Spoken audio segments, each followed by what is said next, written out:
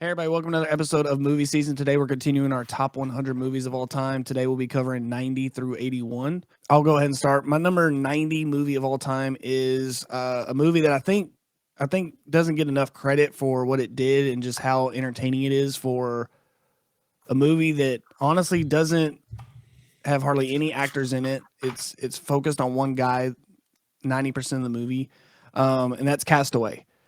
Um, I just think Castaway is probably for me Tom Hanks's best performance because it's just him interacting with things that are going on around him the entire time, and I think that is extremely difficult to pull off. And I think for a movie set on an island where a guy's talking to a volleyball for most of it, it's just very entertaining, and you're constantly there's never a moment where you're like, God, this is really dragging.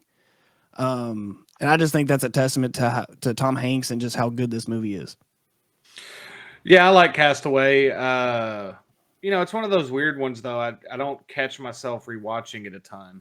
Yeah, it's not. Yeah, I don't think it's a movie that you start that you rewatch from the beginning to the end all the way through. But it's one of those that if it's on TV and he's like already on the island, I'll sit there and I'll watch the whole thing. I mean, and be completely, you know, entertained with what's going on. Yeah, I mean, yeah, it's a great movie. I just meant that I think I've seen it probably probably three times.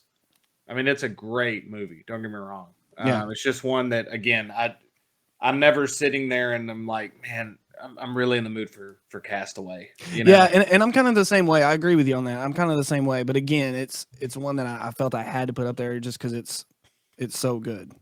you had to do it, huh? I had to. It's your list, but you had to. Yep. That'll be one that'll be debatable for a long time. How many Tom Hanks movies do you, don't spoil it, but this isn't going to be the last Tom Hanks movie on your list, I would assume. There's two Tom Hanks movies on my list.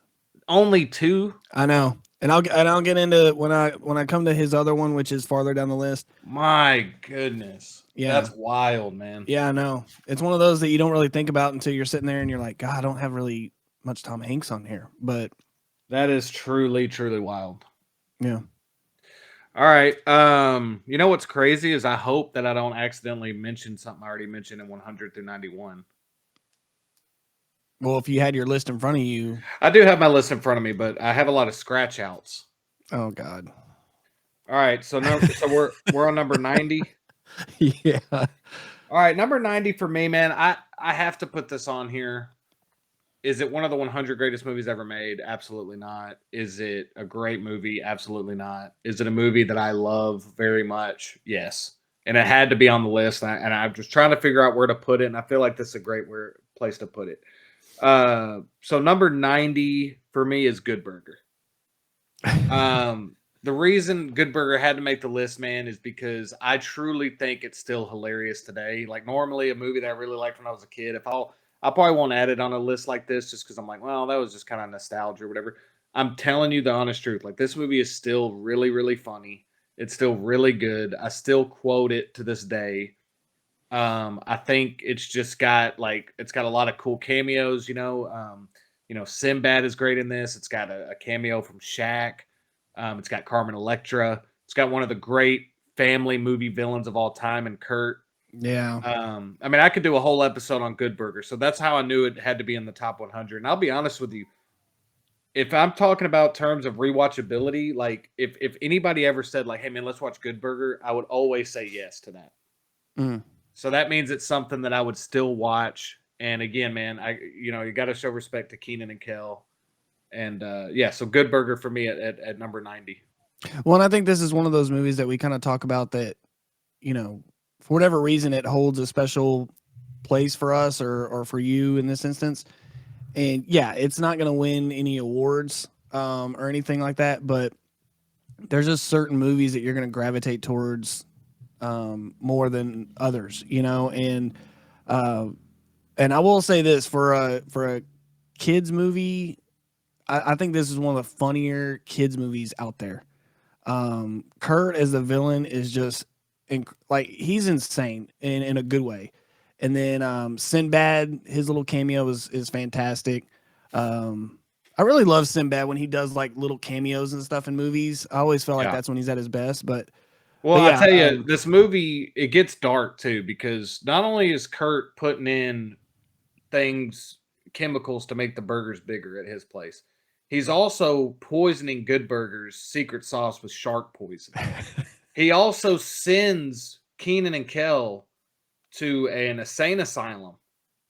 Like, yeah, so it, and plus he hires Carmen Electra to try to get the secret sauce recipe from Ed.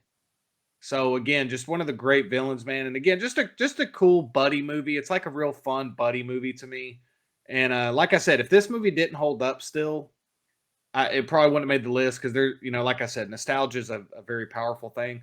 But I'm serious, man. I watched this movie a couple years ago. It's still really, I still really enjoy watching it. Like, I have a lot of fun watching it still. Like, I don't cringe at it. A lot of times you look at movies yeah, from your past or TV shows and you're like, oh God. Like, Saved yeah. by the Bell can get like that sometimes. You watch Saved by the Bell and then you're like, golly, man, this show's kind of cringy, man. But you loved Yeah. it when you were a kid. So There's actually a YouTube channel that all they do is talk about how terrible a person Zach Morris is. Have you ever seen that? no. It's pretty funny.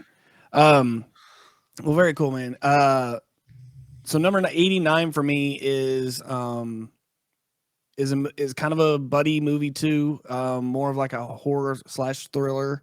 I believe J.J. Abrams wrote it or directed it. I think he wrote it.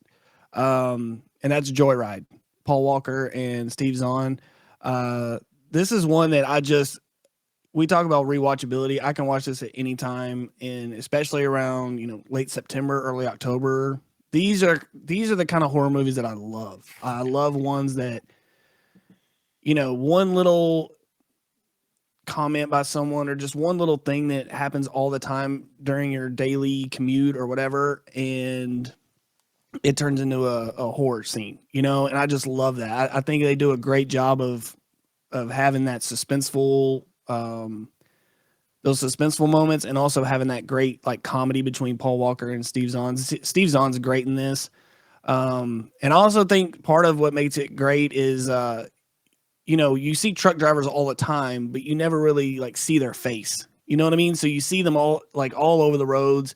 And then this idea that one of them is going to be kind of a crazy person. And again, they never show that person's face. I just think I think it's great. And I don't know. It's just one of those movies that I always come back to. I think it has really legitimate, like, scare, not like jump scare, but just kind of like gnawing away at you scenes. And so Joyride's number 89 for me. Yeah, I mean, Candy Cane. That's the scariest part, is just, Yeah.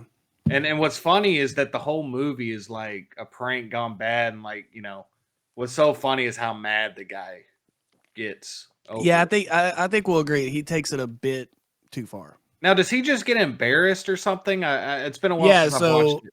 so He just they gets like Yeah, go ahead. so they have him go to this guy's room, and they're acting like they're a girl, and then they send him to this guy who's a jerk that's next door to them at this hotel. And then he gets there and he has flowers and wine and all this, and the guy like starts cussing him out, and one thing leads to another, and yeah, so Yeah, it's I don't good. know, Like I man. said, I like movies. I like movies like this too, where it's it's kind of happens in real time. It's Mhm. and I like movies that I like road movies too, like movies that are kind of on the road, like they stop off a few times. You got a lot of good movies that kind of follow that model. But yeah, this one's a good one. And Steve Zahn, man, I kind of miss seeing him and stuff, because Yeah. I mean, and obviously, I loved, we can't go on without talking about, how bummed you are about the Paul Walker stuff. Cause I mean, it seemed like he was just, he hadn't even reached his full like movie potential, like where I feel like he could have, I could have seen Paul Walker being like a big time, like action dude, like in the later stages of his career, kind of like Yeah. reigniting that, kind of like some of these other dudes have done. Yeah. And I think those two had really good chemistry in that movie too. And then Lily Sobieski, man, she was in all kinds of stuff during this time. Yeah. So yeah, I like that movie as well. It's good. But all right, well, I'll just go right to mine. So number 89, this one was one of the tougher the 80s was not the decade, but the list was really difficult because, I just really made a big list of movies, and I felt like it was really tough to kind of come up with really probably like I'd say 60 to 100 was really difficult. Um, but the one I'm going to go with on this one that I think is just a really good movie, and I really had a tough time putting it this low because it's such a good movie, but The Sandlot at 89. Mm. I just I love The Sandlot, man, and again I feel weird having it this low, but you forget how many movies you love Yeah. until you start making a list. And this movie could literally be in the top 60. I mean, that's how close, like I'd say 50 to 90 are, or 50 to 100. They're all like really interchangeable, really. But yeah, I just love Sandlot. Like I said, I think it captures a. It's crazy that it's a kids. It was made for people, in the kids of the '90s, but the whole family. It's kind of the same thing I have with Remember the Titans. It kind of transports you to a time that you weren't even involved with, like the 50s, 60s, whatever time this took place. Um, and it makes you feel like nostalgic for that time period, even though you weren't involved in it, which I think's really cool. And so this movie's like that for me, and I think the cast is just incredible. It's one of the best like cast of kid actors of all time. Like every casting is perfect. Like every actor is casted perfectly in this, and it's just funny. It's heartwarming. It's sports. We got to grow up in the '90s. Man, there were so many good sports family movies, like a ton of them. And this was one of the better ones. And so number 89 for me, Sandlot, and it could be higher. Yeah. I will say this movie will probably show up on my list later on. So I'll just touch on it quickly. But I just know I remember one of the first times we watched it, our dad watching it with us, and him literally saying like that was his childhood. Him going with his friends to the local, playground or wherever they had a baseball mound and playing baseball all day. And I think when he first watched it, he had more of a love for it than maybe even we did, just because it brought back all those memories of being a kid and just simpler times, I guess. Yeah. But yeah, that's a really good pick. I love Sandlot. um 88, we're going to change gears a little bit from my last pick of Joyride. This is a comedy movie, one that the first time I watched it, I thought it was hilarious, and every time after that I love it probably even more than I did the first time. Again, it's one of those stupid comedies that shouldn't be this good, but it just is, and that's Billy Madison. I just love Billy Madison, man. I think I think it's one of those movies that is dumb at the heart of it. Like the whole idea is it's got a pretty cool idea, but just they kind of go back and forth between being Billy just being a complete screw up, and then these other like really crazy moments. And the guy that I can't remember his name. I know you'll probably know his name, but the guy that plays the villain Eric in the movie is just fantastic. One of the best, and one of the best comedy villains I think of all time. Um, I think it's like Bradley Whitford or something, or yeah, Bradley, that's it. Yeah. Um, But I don't know. It's just got so many. I mean, you talk about quotable lines or memorable scenes. This has got just as many as any movie I can think of. And again, it's one of those that um, just gets funnier each time you watch it. Norm Macdonald's got a small part in it. Steve Buscemi's got a small cameo. It's just, I don't know, man. I can't say enough good things about Billy Madison, but it had to be on the list. And again, this is one that if I watched it today and I redid the list, it would probably be 15, 20 points higher. So number 88 for me is Billy Madison. Yeah, I love Billy Madison. I'd be lying to you if I said I'm not sure if it's on my list or not. I kind of take these lists, a quarter mile at a time, so to speak. Um, that's how I kind of choose to live my life is, a quarter mile at a time, and that's just me. But the reason I did that whole line is because that's the perfect segue into my number 88 movie, and that is what I consider. I've really gone back and forth on which one I really wanted to put on here because I've really tried hard not to put like a ton of different entries from a franchise unless I really felt it deserved it. But I really think that this is probably one that I don't even know if it's the best one, but it's the OG one. That's the Fast and the Furious, the original Fast and the Furious, at number 88. The reason I have to put this movie on here is because when I went to Alamo Drafthouse to see one of the newer ones, I got and this is cool. We're talking about Paul Walker again, but I got the tuna sandwich he gets in the first one. They had a specialty menu and they had Brian's tuna sandwich, and that thing was so good, man. That's such a great treat. But the reason I have the Fast and Furious up here is because I think that this was, and I love the some of the newer entries. I think the past couple entries haven't been that good, but like Fast 5, Fast 6 are really good, and you might see one of those later. But I had to have this one on here because this was when it was still about kind of car racing, and it was kind of, again, it was a lot like a Point Break type movie, kind of a buddy slash like cop caper type movie. But I just really like this one, man. I remember I rewatched it, I don't know, probably a year or so ago when I was getting ready for like I think the newer one, or this one came out on 4K or something. And this is a really, really good movie. Yeah. Like, I think that like we kind of look at Fast and Furious, like this was like, if you had to keep one for like a time capsule, I'd almost say you'd want to keep this one because this was before everybody became like a huge star.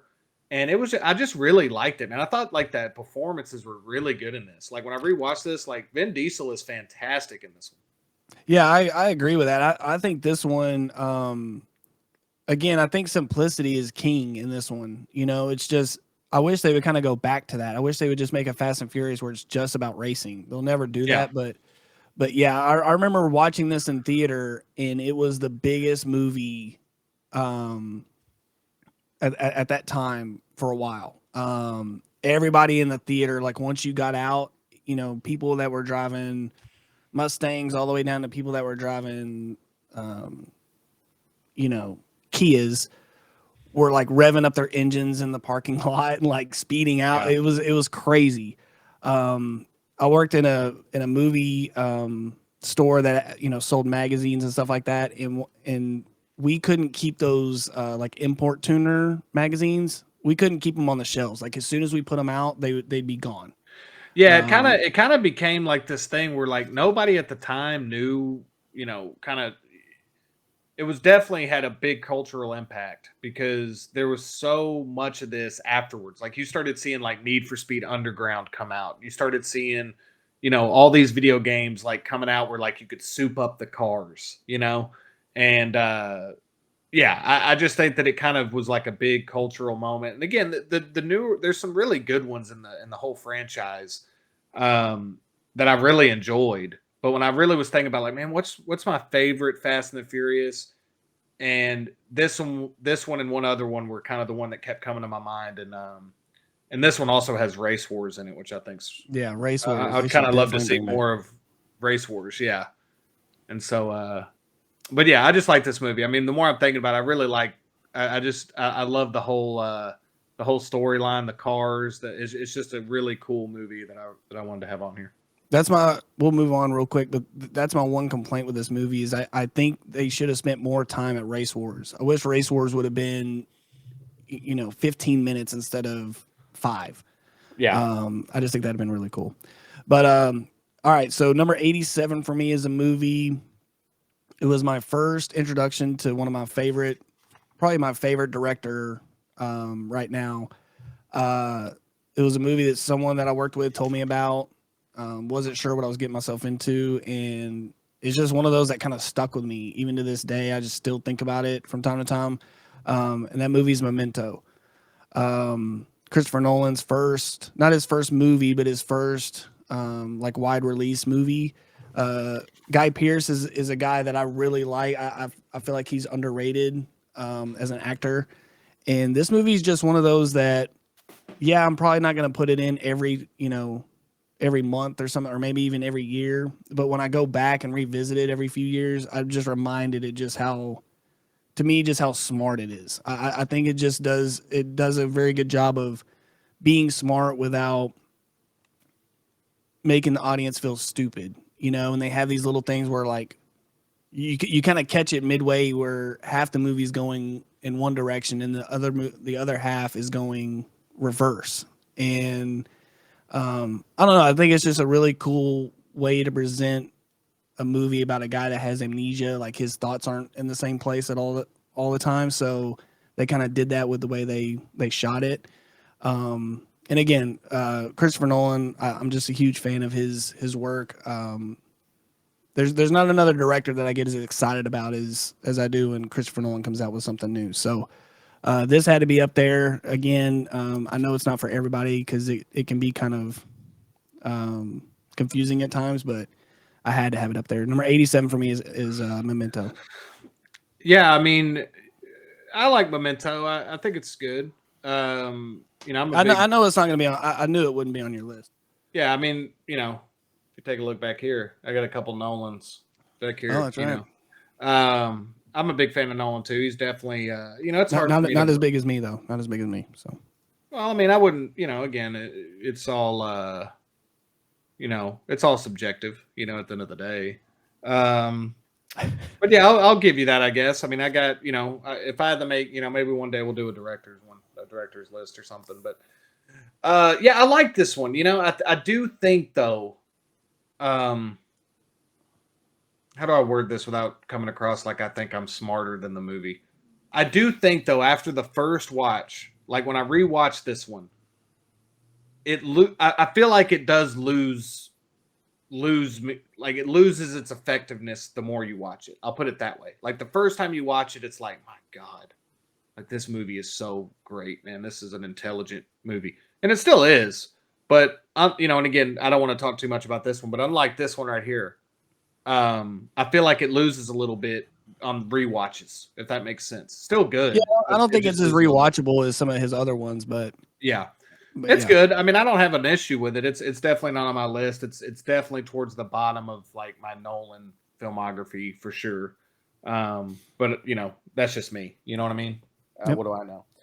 All right. So number 87 for me is you know, I really tried to put some like I said, horror movies, animated, family movies. These were tough to rank because it's tough, you know, like I said in the first episode, it's tough to rank certain movies against other certain movies, but this is just a horror movie that I really love, and it's a hard rewatch, but I find myself rewatching it quite a bit, and I just think it's quite great, to be honest with you. And number 87 for me is Sinister.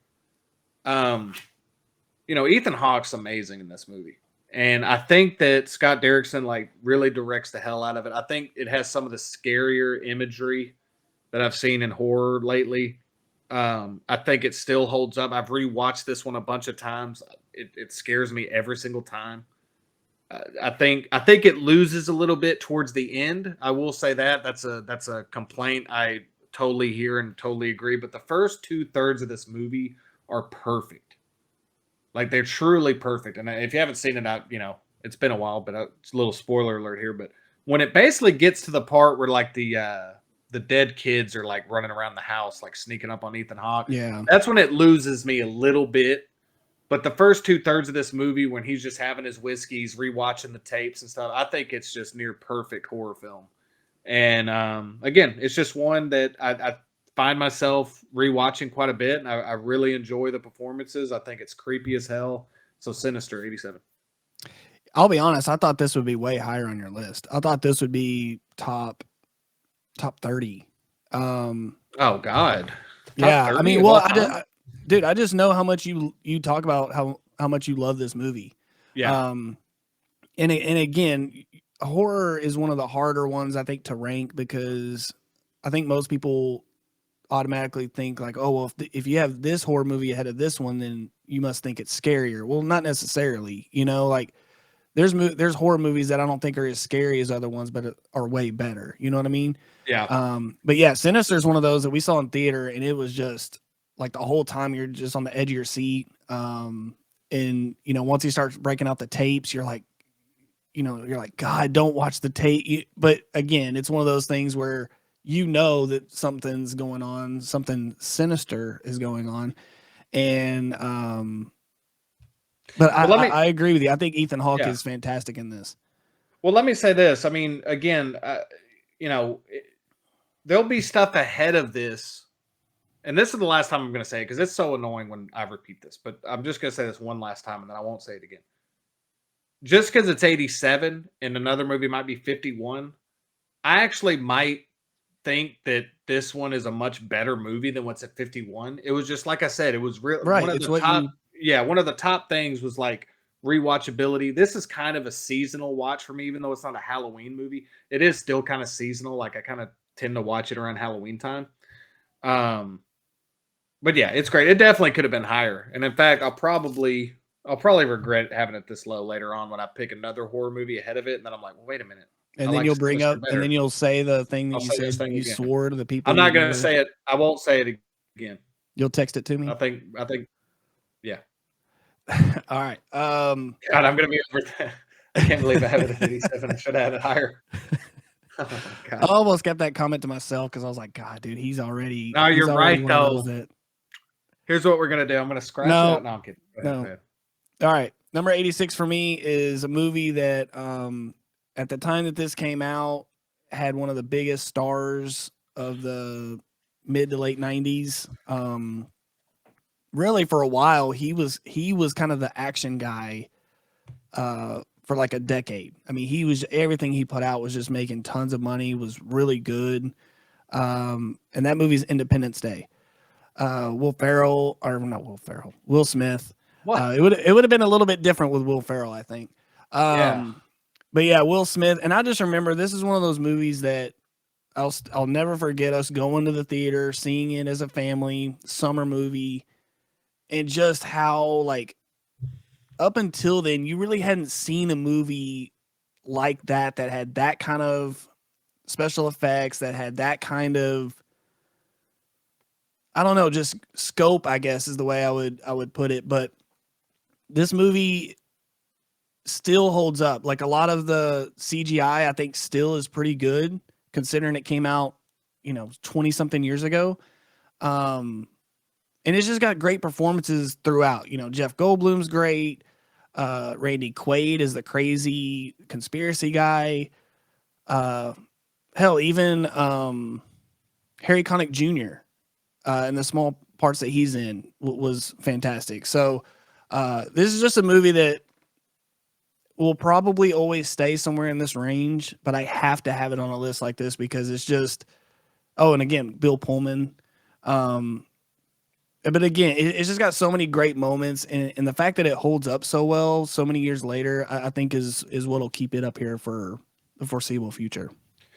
Yeah, I think the smart thing they did, the why it holds up so well, is they did a lot of practical effects. They did some CGI, of course, like especially the whole scene where they're flying through the desert, the spaceships and stuff. But a lot of the stuff that's like up close, whether it be the alien, I'm telling you, that's what people don't get, man. You do these like CGI aliens, it's not going to hold up, man. In like Yeah. 10 years, the practical effects of the aliens were great in this movie. Yeah, the smart thing they did is they kind of did like the Alien approach where they didn't show a ton of the alien even at the very end. They don't really show like the full body alien running around doing stuff a lot. You know what I mean? In fact, I can't even really think that they did that. And I think that was really smart. Yeah. So yeah, it's just one of those that Will Smith was the biggest star on earth for a while, and this is one of the reasons why. So yeah, I was gonna say this movie. Fresh Prince was big. This movie kind of put him on like oh god, yeah, this stratosphere. Oh yeah, yeah, and I mean, people. I still remember seeing this in theaters, and this is a great movie. I love it. Number 86 for me is another. Again, this is a movie that there's a the Jack Ryan franchise is really underrated in my opinion, and I think that some of Harrison Ford's best work is as Jack Ryan, and number 86 for me is Patriot Games. This is kind of, I used to think that this one was after Clear and Present Danger, but this is actually the first Jack Ryan Harrison Ford movie. Because when I was a kid, I didn't watch these like when they released. We waited till these came out on video. And, this is one that, a lot of people have like fond memories of Harrison Ford as like Han Solo and Indiana Jones, and rightfully so. Man, I have like my earliest Harrison Ford memories, believe it or not, is like of him playing Jack Ryan in the '90s. Like that's kind of where when I grew up and saw his movies for the first time. Patriot Games just is just a great like espionage thriller. I love Harrison Ford in this. He's super believable as Jack Ryan. It's got a little bit of everything. It's got like a little bit of a revenge tale. It's got a really great villain. Sean Bean is great in this. I love the whole angle of that storyline. And yeah, I just really miss movies like this. I mean, they do a good job of making stuff for TV like this now, but this type of movie has kind of gone away from theaters. But man, I loved it. I really love this movie and rewatched it tons of times. I think it's extremely smart, extremely entertaining, action packed. Got pretty much everything you could want in a movie. Yeah, I agree. I love Patriot Games. And it's one of those that, like you said, they don't really make movies like this that aren't, super high budget, that aren't going to make $500 million. This would be a show just like they have the Jack Ryan show now. But yeah, I love this movie, and Sean Bean was so good in this. Yeah. As like because and it's one of those like he's one of those villains that yeah he's the bad guy, but you understand why he's trying to get revenge on Harrison Ford. Like Harrison Ford did what a good guy should do, but you still understand why Sean Bean's mad. Um, so I agree with you. I think it's very smart. I think it's very it's one of those movies that'll always age well because there's always there's no CGI stuff that I'm aware of. It's very like it's not dependent on any one time period. You know what I mean? Like these Yeah. stories are always going to kind of hold up. So that's a very good pick. I really like Patriot Games. I don't think it's on my list, but it probably should have been because it's so good. Number 85 for me is a movie that came out this past year, so 2022. My goodness. The reason it's not any higher is because I've only seen it twice, I think, and I want to watch it a couple more times before I really push it up. But this movie's Smile. This is a movie that I was a little worried after I've kind of seen the after I've seen all the jump scares and I went back and watched it a second time, would it have that same effect? And while it wasn't as scary the second time I watched it, it was still really good. And I think that's because the stuff in between the scares is so good. I didn't realize this while we were watching it, but Kevin Bacon's daughter is the lead actress in this, and she's so good in this. Like you feel her anxiety and her fear through the screen. Like it's crazy how good of a job she did. And I just think it's one of those movies it'll probably just rise in the foreseeable future because I just think it's got that thing where it doesn't have to be scary to still be a good movie, but the scares help it, if that makes sense. And I remember seeing this and us going to theater and seeing this and just the whole theater, man, was just like you could feel the anxiety and the nervousness in the theater with us. Yeah. And again, it honestly probably should be higher, but again, I haven't watched it as much as these other ones, so I kind of want to wait and see if repeat viewings will hold up. Yeah, I mean, I think, I love this movie too, and it may or may not be on my list later on. But I've never seen a horror movie come out that I thought was so great that kind of got disrespected a little bit. Like Oh every yeah. time I'm seeing people's end of year horror list, strangely enough, I don't even see this in people's top 10.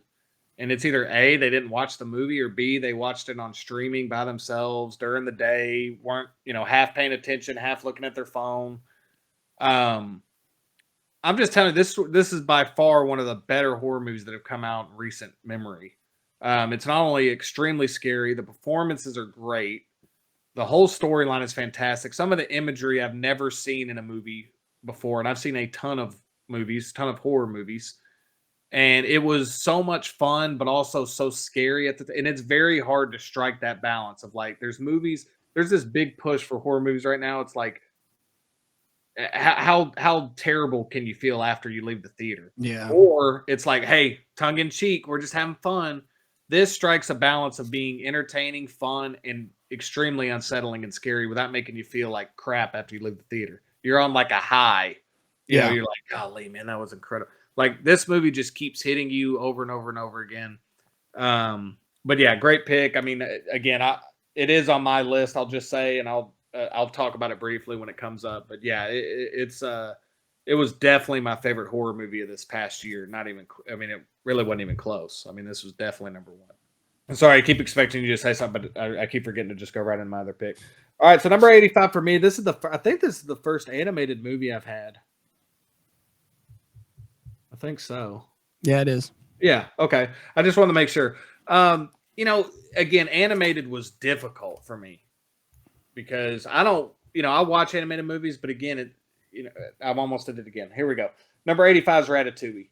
I love Ratatouille. I watched this one, and now my little nephew's getting into it, so I've rewatched it recently. This movie's so great. I mean, it's so much fun. It's funny. It's heartwarming. It's everything that Pixar stands for. It's I could go on and on about it. I think Patton Oswalt does an incredible job, voice acting on this one, and it's just such a cute movie, man. I mean, I just love it. I mean, there's really nothing else I can say about it other than all those things. I mean, I'm not going to go deep dive. I'm sure everybody's seen Ratatouille, but this is definitely one of my top animated movies. And,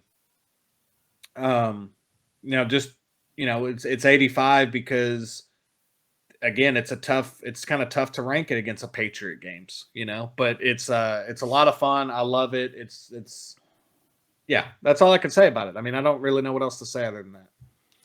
This is a movie that I can't believe I've never seen. I need to watch this. And I'll tell you what kind of stroke my interest for it is Everything Everywhere All at Once has some callbacks to Ratatouille.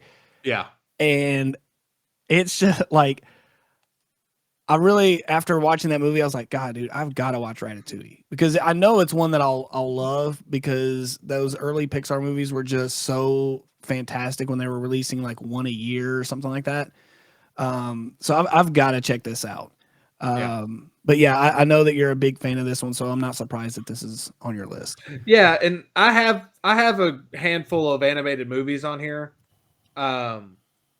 But yeah, man, the animated movies are so good. Like when, especially these Disney Pixar ones, again, the more recent ones that have kind of gone straight to streaming, I haven't really checked out as much, but this is one that every time I watch it, I find something new to like about it. The animation's just great. It's just, again, I just love the whole story about it. And I'm glad I didn't say too much about it since you hadn't seen it, but yeah, I definitely would say if you haven't seen this one, Chris, I think you'll really like it. Number 84 for me is another one of those like Patriot Games type movies, ones that I feel like doesn't get made enough now. This one had huge star power at the time. This is a Clint Eastwood movie. In the Line of Fire is my number 84. Oh yeah.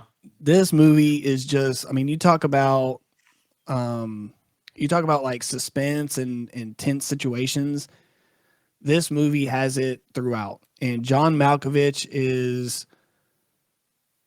he's one of the best villains that I can think of. That he reminds me a lot of, or I guess it's reverse because the other movie came out later, but Anton Chigurh from No Country for Old Men. I think they're kind of similar, but John Malkovich isn't really crazy. He's just kind of fed up, and he's got the, whether you believe that his reason for being fed up or whatever is right, he believes that he's right. And I don't know. He makes it a way, he comes across in a way that, yeah, he does some very despicable things, but you never sit there and think like, man, he's just out of control. Like everything's calculated, everything's thought out. And just him and Clint Eastwood, like when they're on the phone with each other throughout the movie, is just so good. Because they're only in the movie probably one or two scenes together. but again, it's just, and you got Clint Eastwood, who's one of the great stars of all time, and he pulls off the like he's really too old to be out there, but he's, you know, he's got to make sure that this guy gets caught, and it's just great, man. I wish they would do more movies like this. Dylan McDermott's in it for a little bit. He's great. Rene Russo's great. This is a movie that I keep coming back to when I'm in that mood for like a suspenseful thriller. That's, you know, like 2 hours long, and I know exactly what I'm getting myself in for. So, number 84 is In the Line of Fire. Yeah, I love In the Line of Fire, man. I think that John Malkovich doesn't get enough. You know, it's kind of a funny thing. Like, sadly enough, I quote him from Rounders a lot. But I think he's great in that too. But John Malkovich as a villain is so much more entertaining for me. Like, I just think he does what Willem Dafoe does, but I almost like him a little bit more because, like I said, you know, when he plays a villain, because like I've said before, when you see Willem Dafoe, you automatically are thinking this dude's a villain. With John Malkovich, he plays it so subdued in this movie. Yeah, it's more measured. Yeah. Yeah, and like I said, the phone conversations are great. Some of the things he does, like the smart things he does, like the wood weapon and the whole scene on the elevator. I mean, just really great stuff. And yeah, there's a lot of movies like this that make my list because I just think that this is kind of the type of movie I really enjoy. You know, it's smart, it's action packed, it's got something to say, and it's at the end of the day, it's just entertaining. You know, and I think a lot of movies today are like missing the mark on, you know, just make an entertaining movie, man. Yeah, great pick right there. Number 84 for me is a movie that is I like both of the entries in this, but this is the better one. And I really like it. I will say I was obsessed with this movie when it first came out. Like if we would have done this list when this movie first came out, I probably would have had it in my top 50, no lie, because I was obsessed with it for a while. Like loved it. But you know, I've rewatched it so many times, maybe that's hurt it. But 21 Jump Street is number 84. I just love this movie, man. And if I got to add the beginning of 22 Jump Street to this movie, I'd have it even higher because I think the first scene of 22 Jump Street is just brilliant stuff. But 22 Jump Street, but 21 Jump Street is just great. It's a movie that shouldn't have worked, shouldn't have been good, had no business being made, and it literally just came out and just was amazing. It was popular. It was everything you'd want in a comedy.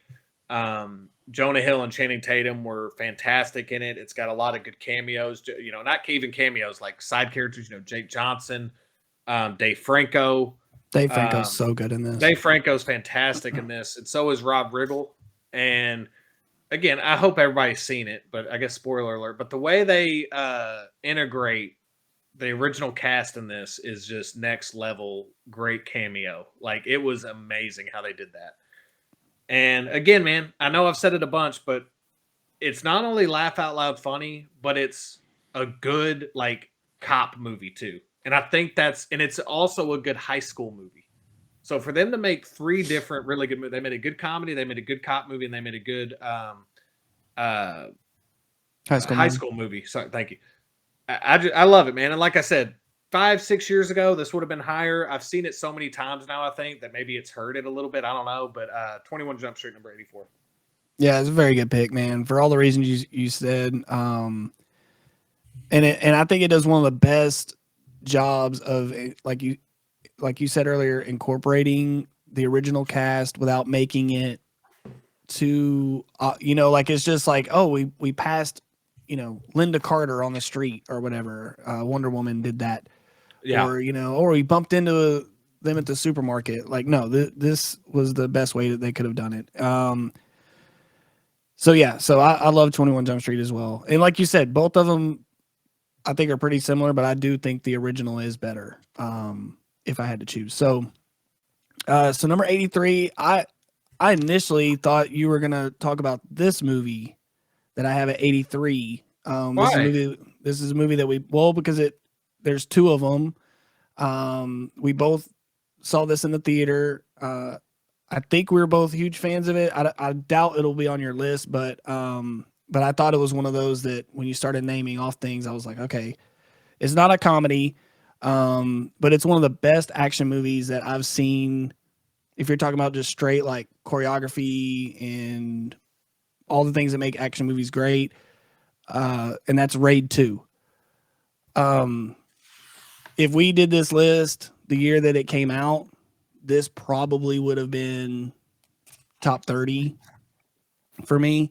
I just love the Raid 2. I think it is, if it wasn't, like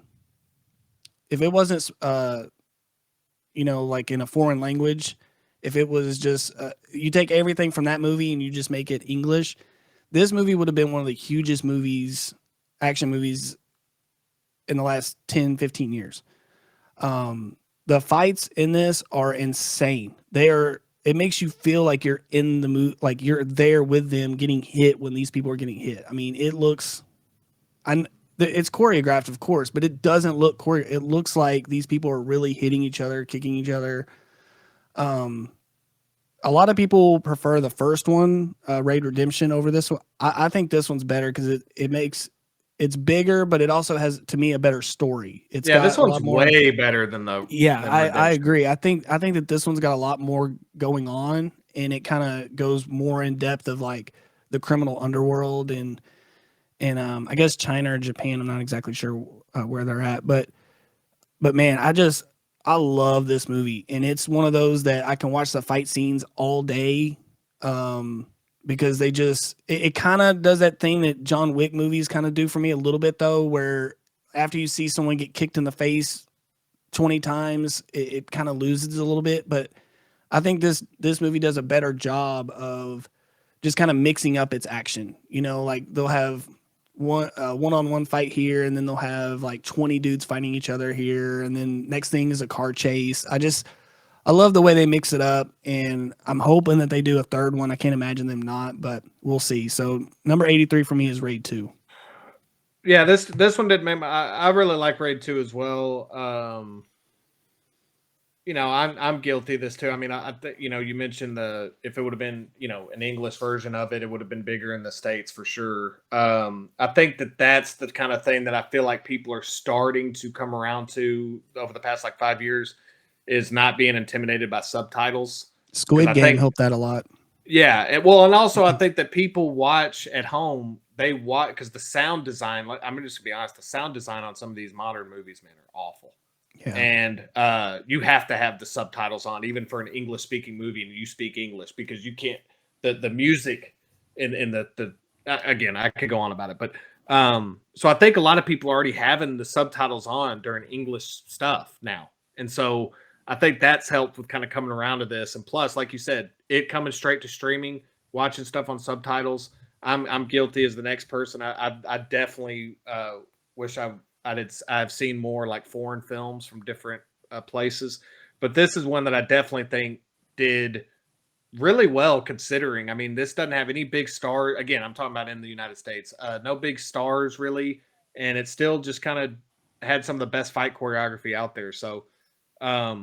Again, I really like this movie too. Not on my list, but definitely a fun, just kind of brutal action movie, man. And if you like if you're the type of person that your favorite type of stuff is that type of stuff, then this is a big treat for you, I'm sure. That was number 83, right? Yep.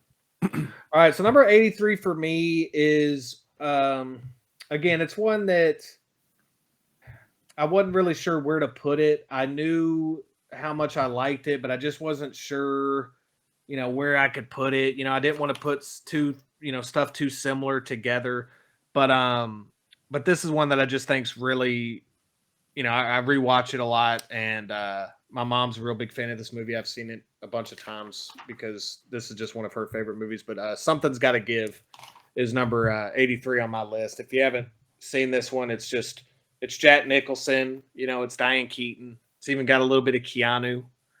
I think it's Nancy Meyer. I need to check this. I'll check it before I'm done talking about it. I'll check it. Yeah, see who directs it, because I think the same director did this, and It's Complicated. But anyway, just a fantastic movie. I mean, I guess you could call it a romantic comedy. It's almost like a romantic. I feel like it's a comedy first and foremost. It's got like some romance to it, but it's just such a smart movie. The script is just incredible. Like the script is fantastic. Yeah, Did you Nancy find it? Meyers directed. Okay. Yeah, the script is just so well written. I mean, I when I sit there and I'm thinking of when I'm watching the movie, um, you're not thinking at the time, man, the script is great because everything just seems like so. Um, the conversations literally are so well written and so well They seem performed. real. Yeah. And I just love the movie. I mean, I've seen this a bunch of times. It's hilarious. Like I said, a lot of times when me and my mom will watch a movie or something, this is definitely one that she would have way higher in her list. But I just think it's a brilliant movie. I mean, I really do. It's like Jack Nicholson, late career Jack Nicholson doing these type of movies. He's so damn funny and captivating. Diane Keaton's great. Um, like I said, the whole cast is great, and I could go on and on about it. The setting, like where the movie's located, the on location stuff, just beautiful scenery. Just a really fun, like warm, comfy movie. Yeah, I like this movie too. Which one do you like more? This one or As Good as It Gets? Well, I can't say just yet. Okay. Well, I like As Good as It Gets more. Well, I Neither mean, one I just gave it away. But yeah, one the other one will be on the list. Okay, sorry. I just think No, these it's okay. movies are very similar, and I think if you like one, you'll probably like the other one. But yeah, Definitely.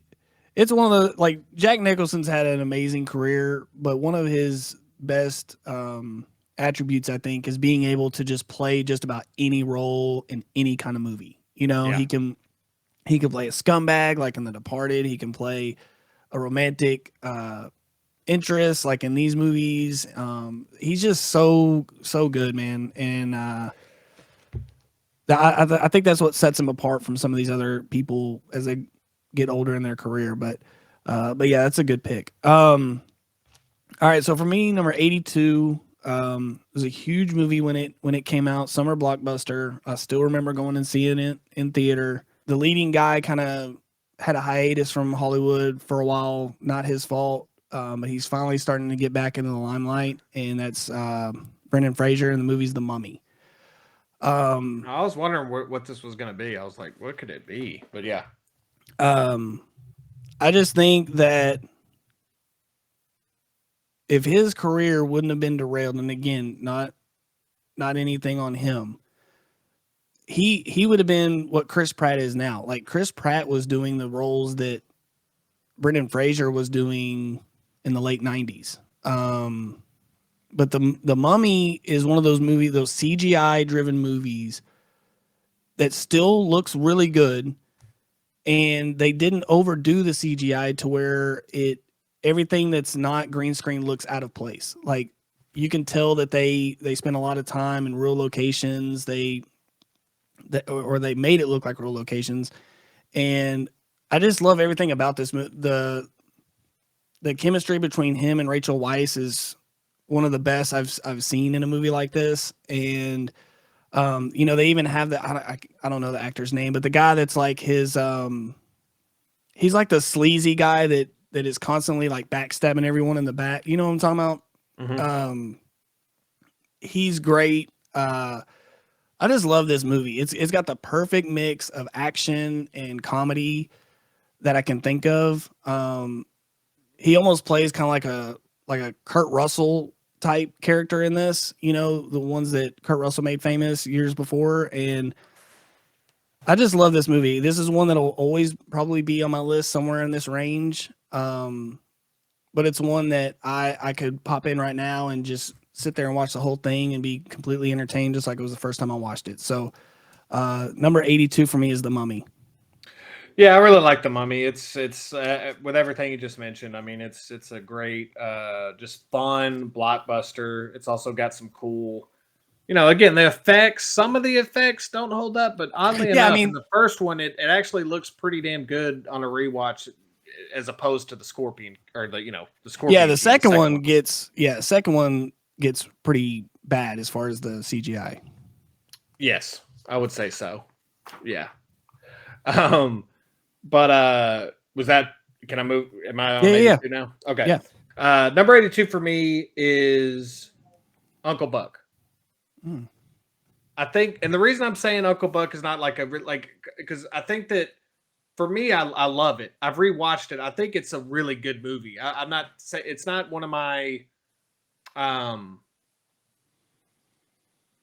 It's not like a guilty pleasure movie, you know. no, but that's what I'm saying. Like it's one of those ones that I think is a really good movie, but you know, I don't get. I guess what I'm saying is I don't see a lot of people talking about how it's like one of their favorite John Candies.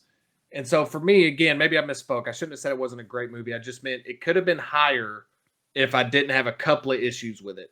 But overall, I really enjoy Uncle Buck. I think it's just like it's vintage John Candy. I'll have some more John Candy on this list, but it's just really funny, and I think that that's the thing with this movie is that it's literally like just a John Candy kind of takes over the whole movie, which is a great thing. But I'm saying like, you know, the rest of the story, you can kind of pick and choose what you like about it. But like in terms of John Candy performances, this is one of his best performances. It's just a really fun, comedy, and I really enjoy it. So yeah. Yeah, it's just that classic John Hughes type movie. I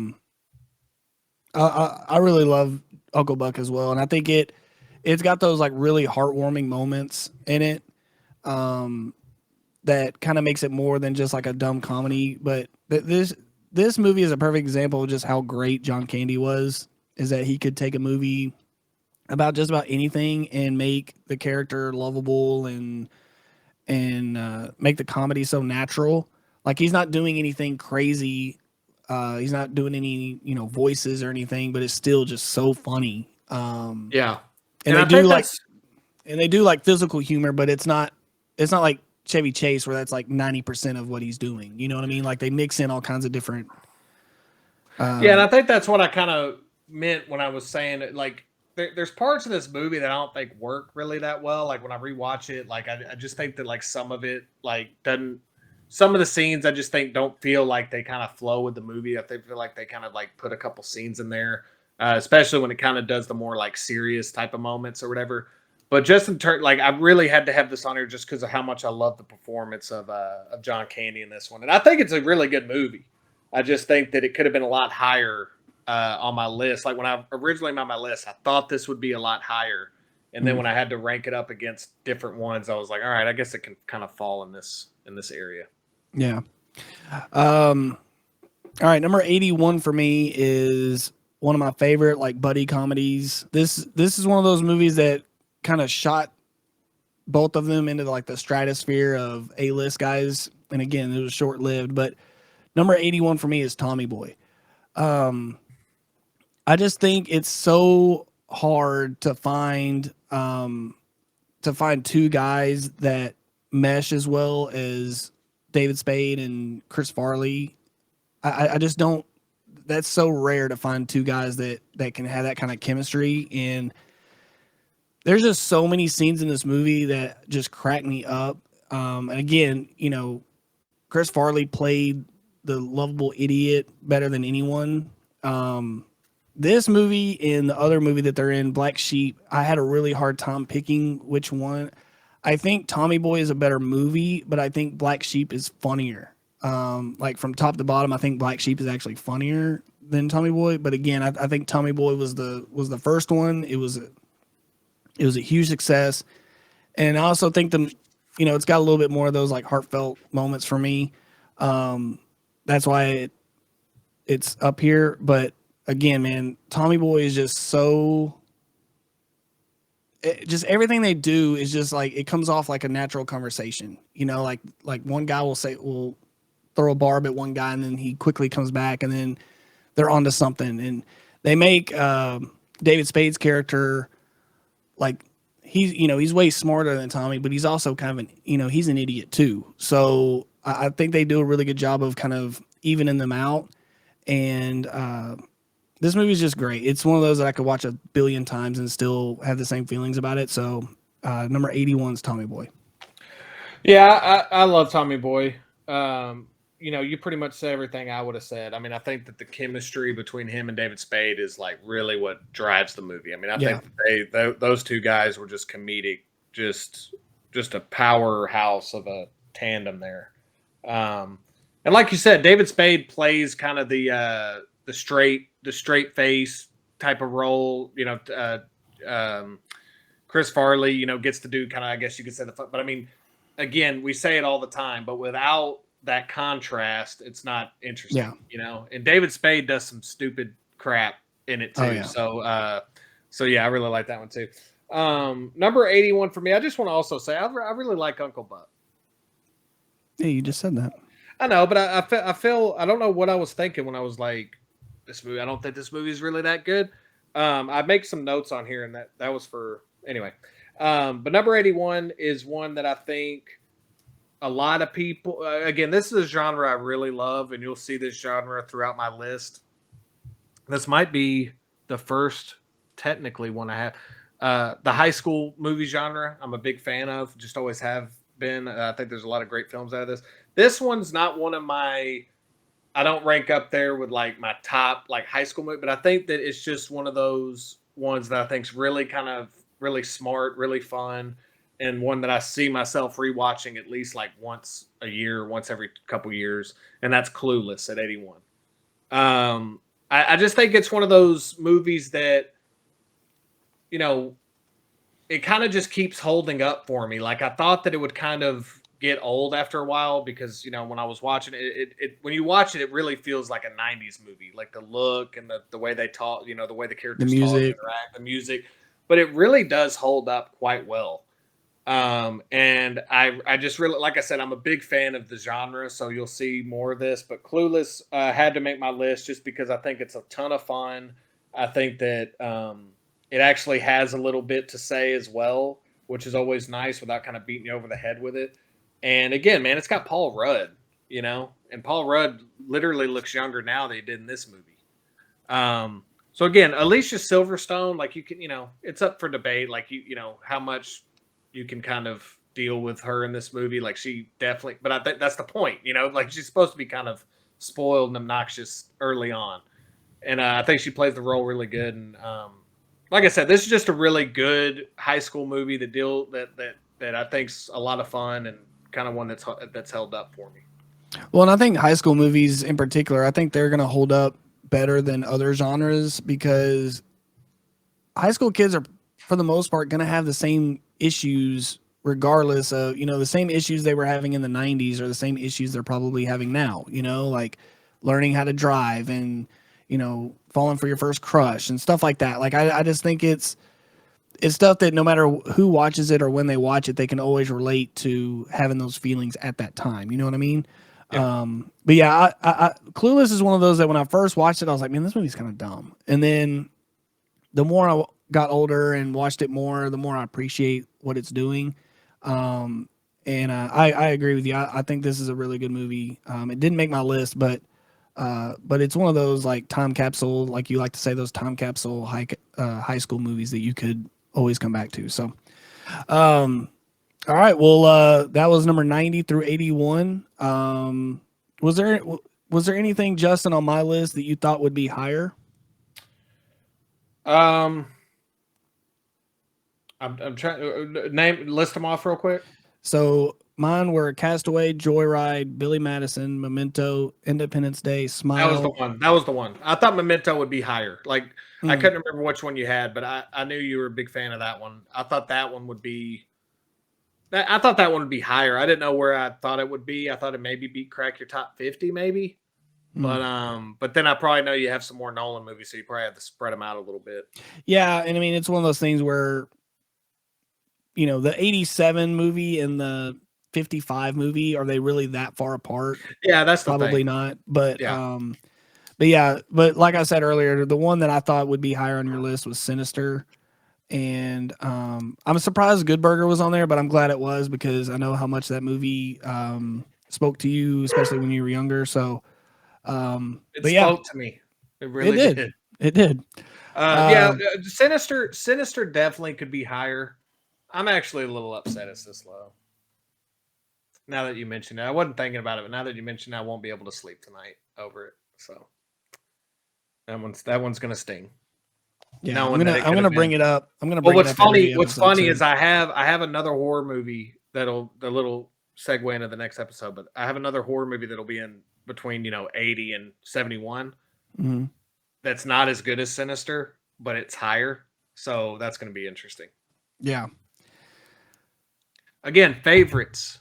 And what's funny, man, is I know you, and I know that this is like once we end this episode, this is gonna eat at you. Like this, Yeah. I might get a text from you saying, "Hey, man, do you mind if we redo this episode because I really shouldn't have Sinister that low?" But hey, this is our list. We got to live by it. So yeah. All right. Well, thanks for taking the time, and let us know what movies you thought would be higher or which ones you think we're crazy for having on there, and make sure to like and subscribe, and we'll see you next time. Bye.